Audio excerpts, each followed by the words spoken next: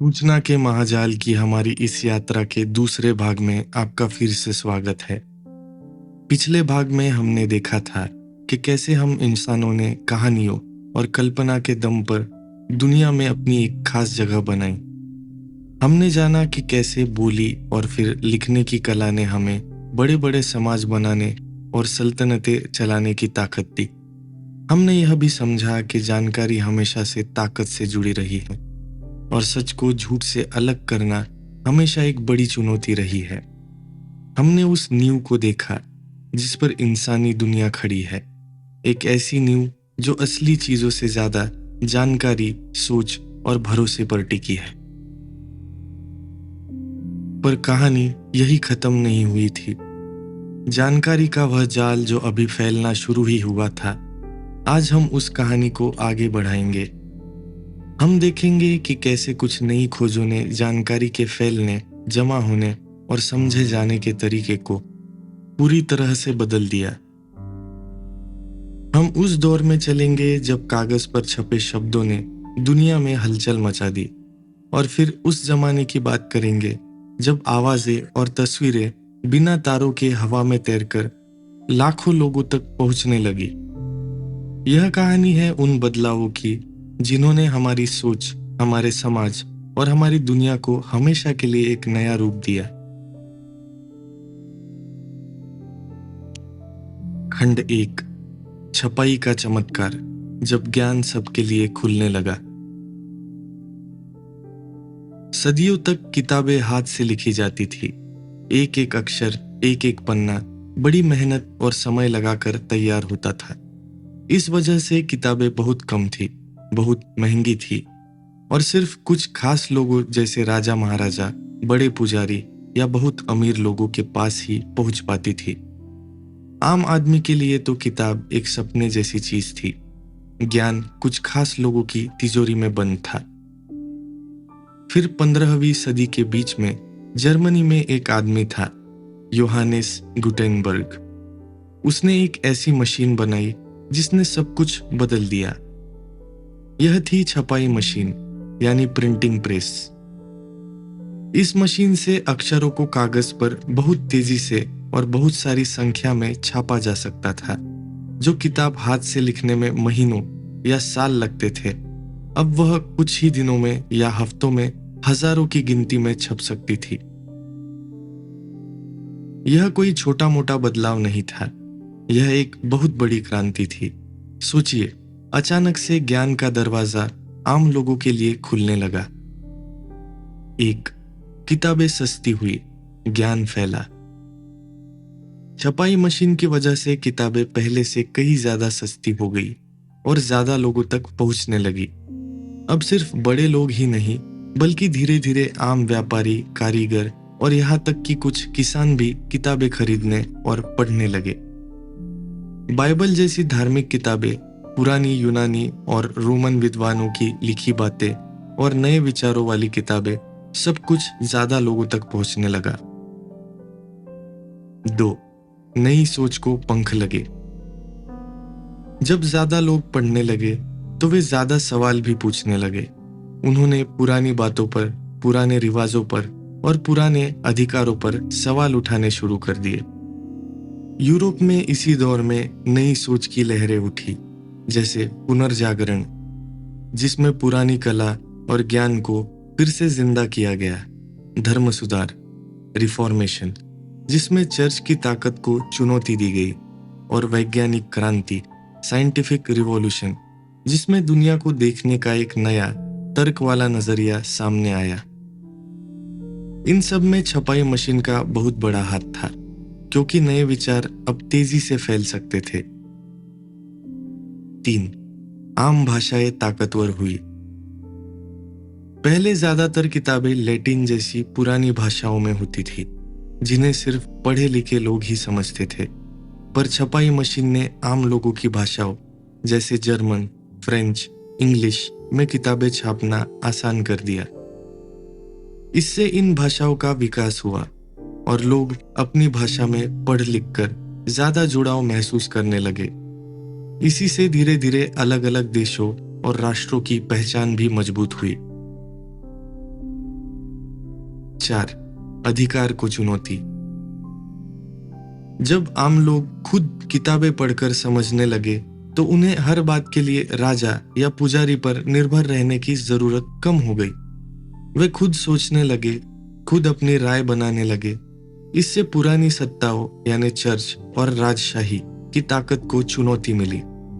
जानकारी अब कुछ हाथों से निकलकर ज्यादा लोगों में बट रही थी और यह ताकत के पुराने खेल को बदल रहा था। पर ऐसा नहीं था कि सब कुछ अच्छा ही अच्छा हुआ। छपाई मशीन से गलत खबरें और नफरत फैलाने वाली बातें भी पहले से ज्यादा तेजी से फैल सकती थी। सरकारों और चर्च ने किताबों पर रोक लगाने और उन्हें सेंसर करने की भी कोशिश की। जानकारी को काबू में रखने की लड़ाई एक नए मैदान में आ गई थी। पर एक बात तो तय थी, छपाई मशीन ने जानकारी के जाल को हमेशा के लिए बदल दिया था। ज्ञान अब किसी एक की जागीर नहीं रहा था, वह धीरे धीरे सबका होने लगा था। खंड 2, खबरों का जमाना, जब दुनिया की बातें घर तक पहुंची। छपाई मशीन ने सिर्फ किताबें ही नहीं छापी, उसने एक और नई चीज को जन्म दिया, अखबार और पत्रिकाएं। 17वीं और 18वीं सदी में यूरोप के शहरों में कॉफी हाउस और सैलून जैसी जगहें खुलने लगी, जहां लोग इकट्ठा होकर ताजा खबरों, राजनीति और नए विचारों पर बातें करते थे। इन जगहों पर हाथ से लिखे या छोटे पैमाने पर छपे न्यूज़लेटर और पर्चे बांटे जाते थे। धीरे धीरे ये पर्चे नियमित अखबारों और पत्रिकाओं में बदल गए। अब लोगों को अपने शहर, अपने देश और यहाँ तक कि दूर दराज की दुनिया में क्या हो रहा है, इसकी खबरें मिलने लगी।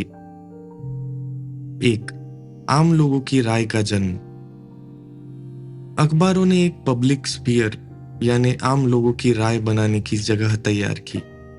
अब लोग सिर्फ अपने गांव या मोहल्ले की बातें नहीं करते थे, वे बड़े मुद्दे पर सोचते थे, बहस करते थे और अपनी राय बनाते थे। सरकारों को अब इस आम राय का भी ध्यान रखना पड़ता था। 2. राजनीति में बदलाव। खबरें और विचार अब ज्यादा तेजी से फैल सकते थे, इसलिए राजनीतिक बदलाव भी तेज हो गए। अमेरिका की आजादी की लड़ाई हो या फ्रांस की क्रांति, इन सब में छपे हुए शब्दों, पर्चों और अखबारों ने लोगों को जगाने और जोड़ने का बहुत बड़ा काम किया। जानकारी अब राज दरबारों से निकलकर सड़कों और चौराहों तक पहुंच रही थी। 3. व्यापार और कारोबार को फायदा। व्यापारियों को दूर देशों के बाजारों की खबरें, माल के भाव और जहाजों के आने जाने की जानकारी जल्दी मिलने लगी। इससे व्यापार बढ़ा और अर्थव्यवस्था तेज हुई। 4. नई चुनौतियां। अखबारों के साथ भी वही दिक्कतें थी जो किताबों के साथ थी। गलत खबरें छापना, किसी एक पक्ष का प्रचार करना या सनसनी फैलाना, ये सब भी होने लगा। प्रेस की आजादी और जिम्मेदार पत्रकारिता जैसे सवाल उठने लगे, जो आज भी हमारे लिए अहम है। खबरों का यह नया जमाना जानकारी के जाल को और भी घना और गतिशील बना रहा था। दुनिया अब पहले से ज्यादा जुड़ी हुई महसूस होने लगी थी, पर साथ ही जानकारी के इस शोर में सही और गलत को पहचानना भी और मुश्किल होता जा रहा था। खंड 3, बिजली की रफ्तार, जब तार और टेलीफोन ने दूरियां मिटाई। 19वीं सदी में एक और बड़ा धमाका हुआ, बिजली की खोज और उसका इस्तेमाल। और इसी बिजली ने जानकारी को भेजने के तरीके में एक ऐसी क्रांति ला दी जिसकी पहले कोई कल्पना भी नहीं कर सकता था। 1. टेलीग्राफ, तारों का जादू। सैमुअल मोर्स ने टेलीग्राफ का आविष्कार किया। अब बिजली के तारों के जरिए डॉट और डैश की एक खास भाषा में, मोर्स कोड में संदेश हजारों मील दूर तक पल भर में भेजे जा सकते थे। सोचिए, पहले जहां एक चिट्ठी को एक महाद्वीप से दूसरे महाद्वीप तक पहुंचने में हफ्तों या महीनों लगते थे, अब वही संदेश कुछ ही मिनटों या घंटों में पहुंच सकता था।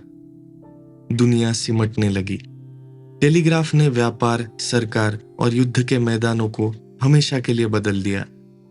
शेयर बाजार की कीमतें तुरंत पता चल सकती थी, सरकारें दूर के इलाकों पर बेहतर काबू रख सकती थी और सेनाएं लड़ाई के मैदान में तेजी से तालमेल बिठा सकती थी। दुनिया सचमुच छोटी लगने लगी थी। खबरें और तेज। अखबारों के लिए टेलीग्राफ एक वरदान था। अब वे दुनिया भर की खबरें बहुत तेजी से हासिल कर सकते थे और अपने पाठकों तक पहुंचा सकते थे। ब्रेकिंग न्यूज का जमाना शुरू हो गया था। 2. टेलीफोन, आवाज का सफर। टेलीग्राफ के बाद आया टेलीफोन, जिसे अलेक्जेंडर ग्राहम बेल ने बनाया। अब सिर्फ सांकेतिक भाषा में ही नहीं, बल्कि असली इंसानी आवाज को तारों के जरिए दूर तक भेजा जा सकता था। यह एक और बड़ा कदम था। बातचीत आसान हुई। टेलीफोन ने लोगों के आपसी संपर्क को बहुत आसान बना दिया। अब लोग अपने दोस्तों, रिश्तेदारों और व्यापारिक साथियों से सीधे बात कर सकते थे, चाहे वे कितनी भी दूर क्यों ना हो। इससे रिश्तों में और व्यापार में एक नई गर्माहट आई। नई आदतें, नई जरूरतें। टेलीफोन धीरे धीरे जिंदगी का एक जरूरी हिस्सा बनने लगा। इससे हमारे बात करने के तरीके, हमारे सामाजिक जीवन और यहाँ तक कि हमारे शहरों के ढांचे को भी प्रभावित किया। बिजली से चलने वाली इन संचार तकनीकों ने जानकारी के जाल में एक नई जान डाल दी। अब यह जाल सिर्फ लिखावट और छपाई पर ही नहीं, बल्कि बिजली की रफ्तार पर भी दौड़ने लगा था। समय और स्थान की बाधाएं टूट रही थी, पर इसके साथ ही कुछ नई चिंताएं भी पैदा हुई। क्या हम इतनी तेज रफ्तार वाली जानकारी को पचा पाएंगे? क्या इससे हमारी शांति भंग नहीं होगी? क्या इससे हमारी निजी बातें सुरक्षित रहेंगी? ये सवाल उस वक्त भी उठे थे और आज भी हमारे सामने हैं। खंड 4, आवाज और तस्वीर का युग, जब रेडियो और टीवी घर घर पहुंचे। 20वीं सदी की शुरुआत में जानकारी के जाल में 2 और बड़े खिलाड़ी शामिल हुए, रेडियो और फिर टेलीविजन। इन्होंने जानकारी को आम लोगों तक पहुंचाने का तरीका एक बार फिर बदल दिया और इस बार यह पहले से कहीं ज्यादा असरदार था। 1. रेडियो, हवा में तैरती आवाज। मार्कोनी और दूसरे वैज्ञानिकों के काम की बदौलत अब आवाज को बिना तारों के रेडियो तरंगों के जरिए दूर तक भेजना मुमकिन हो गया, एक साथ लाखों तक पहुंच। रेडियो की सबसे बड़ी ताकत थी कि यह एक ही समय में लाखों लोगों तक पहुंच सकता था। एक आदमी माइक पर बोलता था और उसकी आवाज शहरों और गांवों में हर घर में सुनी जा सकती थी। यह मास मीडिया यानी जनसंचार का असली उदय था। खबरें, मनोरंजन और प्रचार। रेडियो खबरें सुनाने, गाने सुनाने, नाटक सुनाने और लोगों का मनोरंजन करने का एक बड़ा साधन बन गया, पर इसका इस्तेमाल सरकारों ने अपने प्रचार, प्रोपेगेंडा के लिए भी खूब किया। खासकर लड़ाइयों के दौरान हिटलर और दूसरे तानाशाहों ने रेडियो का इस्तेमाल करके अपनी बातों से लाखों लोगों को प्रभावित किया। साक्षरता की जरूरत नहीं। रेडियो सुनने के लिए पढ़ा लिखा होना जरूरी नहीं था, इसलिए यह उन लोगों तक भी पहुंच सका जो पढ़ लिख नहीं सकते थे। इसने जानकारी को और भी ज्यादा लोकतांत्रिक बनाया, पर साथ ही इसे गलत इस्तेमाल के लिए और भी ज्यादा खतरनाक भी बना दिया। 2. टेलीविजन, बोलती तस्वीरें। रेडियो के बाद आया टेलीविजन यानी टीवी। अब सिर्फ आवाज ही नहीं, बल्कि चलती फिरती तस्वीरें भी लोगों के घरों तक पहुंचने लगी। यह एक और बड़ा जादू था। देखने का असर। जो चीज हम अपनी आंखों से देखते हैं, उसका असर हमारे मन पर बहुत गहरा होता है। टीवी ने खबरों को, कहानियों को और विज्ञापनों को पहले से कहीं ज्यादा असरदार बना दिया। दुनिया भर की घटनाएं अब हमारे ड्राइंग रूम में जिंदा हो उठती थी। संस्कृति पर प्रभाव। टीवी ने हमारी संस्कृति, हमारे रहन सहन हमारी सोच और हमारे सपनों को बहुत गहराई से प्रभावित किया। इसने नए फैशन चलाए, नए हीरो बनाए और पूरी दुनिया में एक जैसी मिलीजुली संस्कृति, ग्लोबल कल्चर को बढ़ावा दिया। राजनीति का नया चेहरा। राजनेता अब टीवी पर आकर सीधे जनता से बात कर सकते थे। उनका हाव भाव, उनके कपड़े, उनके बोलने का तरीका, सब कुछ अहम हो गया। टीवी ने राजनीति को और भी ज्यादा दिखावटी और व्यक्तित्व केंद्रित बना दिया। बैठे बैठे दुनिया। टीवी ने दुनिया को हमारी उंगलियों पर ला दिया, पर इसने हमें थोड़ा आलसी भी बनाया। अब लोग बाहर जाकर अनुभव करने के बजाय घर बैठे टीवी पर ही सब कुछ देख लेना पसंद करने लगे। जानकारी तो मिल रही थी, पर क्या वह सच्ची समझ और अनुभव की जगह ले सकती थी? रेडियो और टीवी ने जानकारी के जाल को हर घर, हर इंसान तक पहुंचा दिया। अब कोई भी इस जाल से बाहर नहीं था। हम सब एक ही समय में एक ही तरह की जानकारी से जुड़े हुए थे, एक ही तरह के विचारों और भावनाओं से प्रभावित हो रहे थे। यह एक बहुत बड़ी ताकत थी, पर इसके अपने खतरे भी थे। कौन तय कर रहा था कि हमें क्या दिखाया और सुनाया जाएगा, और क्या हम अपनी सोचने की आजादी खो रहे थे? भाग 2 का उपसंहार, जुड़ाव और उलझन का नया दौर। तो जानकारी के महाजाल की हमारी यात्रा के इस दूसरे भाग में हमने देखा कि कैसे छपाई मशीन ने ज्ञान के दरवाजे खोले और नए विचारों को पंख दिए। हमने जाना कि कैसे अखबारों ने आम लोगों की राय को ताकत दी। फिर हमने देखा कि कैसे टेलीग्राफ और टेलीफोन ने दूरियों को मिटाकर दुनिया को छोटा कर दिया। और आखिर में हमने रेडियो और टीवी के उस युग को समझा जिसने जानकारी और मनोरंजन को हर घर तक पहुंचा दिया और हम सबको एक ही समय में एक ही धुन पर नचाना शुरू कर दिया। हर कदम पर जानकारी ज्यादा तेजी से, ज्यादा दूर तक और ज्यादा लोगों तक पहुंच रही थी। दुनिया पहले से कहीं ज्यादा जुड़ी हुई महसूस हो रही थी, पर हर कदम पर कुछ नए सवाल भी खड़े हो रहे थे। इस जानकारी के सागर में सच क्या है और झूठ क्या? कौन इस जानकारी को काबू कर रहा है और किसके फायदे के लिए? और क्या यह जुड़ाव हमें सच में आजाद बना रहा है या हमें किसी अनदेखे जाल में और उलझा रहा है? सूचना का जाल अब बहुत विशाल और बहुत ताकतवर हो चुका था। इसने हमारी जिंदगी के हर पहलू को छू लिया था, पर कहानी अभी भी बाकी थी। एक और बड़ी क्रांति दरवाजे पर दस्तक दे रही थी। एक ऐसी क्रांति जो शायद पिछली सभी क्रांतियों से भी ज्यादा बड़ी और ज्यादा असरदार होने वाली थी। यह थी डिजिटल क्रांति, कंप्यूटर और इंटरनेट का युग। अगले और आखिरी भाग में हम इसी डिजिटल दुनिया में गोता लगाएंगे। हम देखेंगे कि कैसे कंप्यूटरों ने जानकारी को संभालने की हमारी ताकत को लाखों गुना बढ़ा दिया। हम इंटरनेट के उस मायाजाल को समझने की कोशिश करेंगे जिसने पूरी दुनिया को हमारी उंगलियों पर ला दिया है। और हम आर्टिफिशियल इंटेलिजेंस, एआई की उन संभावनाओं और खतरों पर भी बात करेंगे जो शायद हमारे भविष्य को और इंसान होने के मतलब को ही हमेशा के लिए बदल सकते हैं। पर आज के लिए इन बदलावों पर सोचिए। कैसे छपे हुए अक्षरों ने दुनिया में क्रांतियां ला दी, कैसे बिजली की तारों ने हमें एक दूसरे से जोड़ा, और कैसे हवा में तैरती आवाजों और तस्वीरों ने हमारी सोच को एक नया आकार दिया। यह वह दुनिया थी जिसमें हमारे दादा परदादा बड़े हुए, और इसी ने उस दुनिया की नींव रखी जिसमें हम आज जी रहे हैं। और आने वाला कल इससे भी ज्यादा हैरान करने वाला होने वाला है।